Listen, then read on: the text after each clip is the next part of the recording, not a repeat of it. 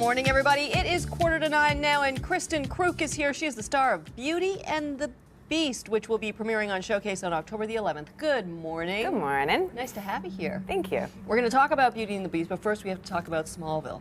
The fans of that show are serious. Yes, they're serious fans. Yeah, there are some people that worked here when we were having a show meeting yesterday. Like, they were getting, almost came to fisticuffs about who was into who, and no, you're wrong, and that was this person's cousin. And I'm like, what is happening right now? Well, it went for a decade, and it's like a sci-fi series, so that fan community is really intense and committed to their shows and their characters and their relationships, and, you know, like there were fights. People like that go to conventions and stuff. Yeah. But lots of people go to conventions. Up. Yeah, dress up. But they're, for Smallville, you can't really dress up necessarily. You could for some of the characters. Yeah. Right.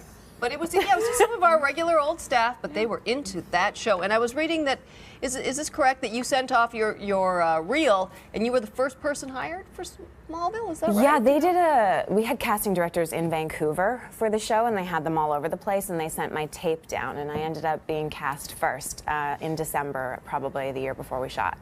Wow. Yeah, crazy. It was weird. It was crazy. That's amazing. And you had been doing some local work before that in Vancouver? I did a Canadian CBC TV show called Edgemont, which was like a high school drama, half-hour high school drama. That was like really Degrassi-ish? Yeah, like, and there were a bunch of actors, like Grace Park, who's now on Hawaii Five-0, just like wonderful group of actors that are doing really well now. I know a lot of people are looking at you going, wow, okay, what is she? You're just, you know, you're... What is she? Yeah, that's what I get asked that. Yeah, you get asked that. I know. What are you? What do they think you are? Yeah.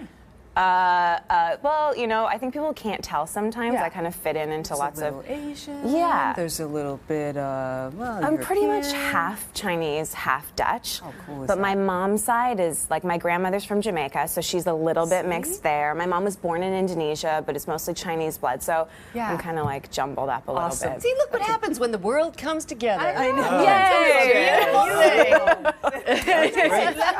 Yay! And you haven't had any work done. No, not that I know of.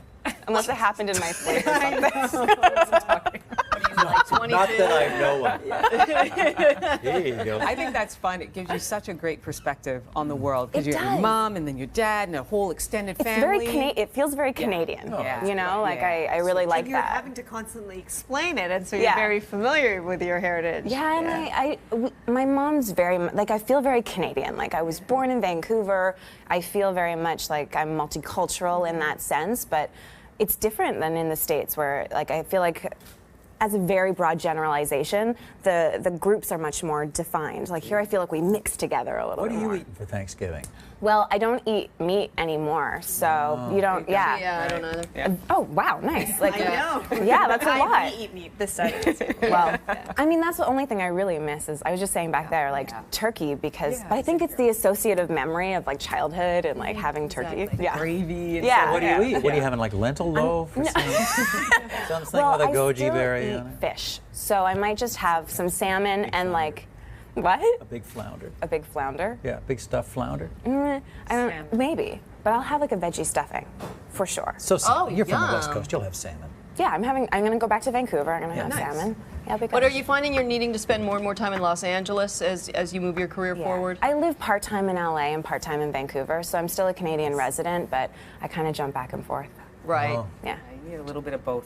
Yeah. Well, you have to Definitely stay here do. for the health care. That's a good point. That's a very good point. And you have to stay, you know, you have to have one foot here in Canada to just kind of stay grounded too. Yeah, it Gives you feels, that. Canada feels, and Vancouver especially for me just feels like home. The rain and the mountains and everything.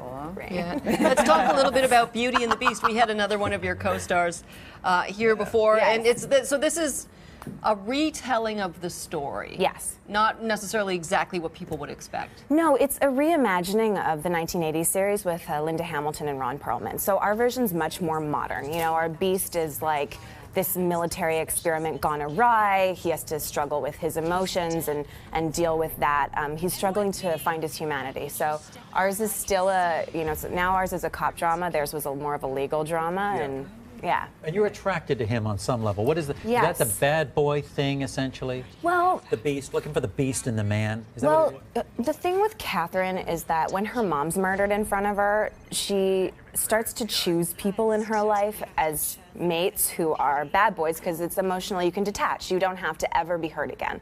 With him, he is a bad boy in a way, but really there's a stronger connection to him based on their shared trauma. You know, she really feels open with him. So in some ways he's a bad boy, but he's not really her typical choice.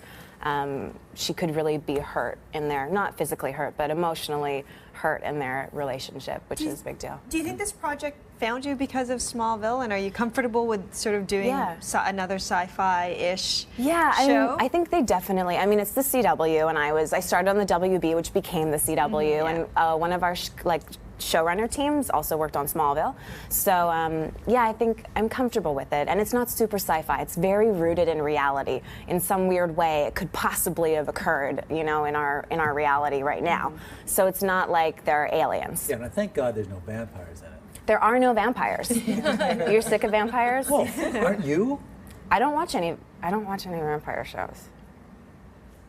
But that Twilight thing, there's people in Vancouver going on Twilight tours. They take them up into the woods in North Vancouver and say, look at the woods! This is a stump that Robert Pattinson walked by. Like, yes! People take There are pictures. some diehard fans, just like the diehard Smallville fans. They just love, they just latch on to a story. They really do. I know so many guys who just had a big crush on you. What's the strangest thing you've ever, like a fan letter or people showing up on the set? I've had someone show up at my trailer doorstep before we had good security, who gave me a 10-page letter about how he was going to save me and take care of me. From Lex Luthor's? Or was he just Yeah, saying stuff like that, Yeah, okay, you know. Okay. But I get that a lot, that kind of thing. 10-page letters. You know. You've got a collection of them. How would you describe your career so far? Would you say, I've been lucky, you been lucky. Yeah, would you say it? I've been really, really lucky. I don't know. My first professional audition, I got a show, and it went for 5 seasons, you know, and then I got another show, and it went for 10. I did 8 of them, and it was just, I've been really blessed, and I never expected it of my life, and I feel really grateful that I've had that experience. Well, we wish you every continued success. Thank you. Kristin Kreuk and Beauty and the Beast premieres October the 11th, 9 p.m. on Showcase. Terrific meeting you. Happy Thanksgiving. Thank you, you too.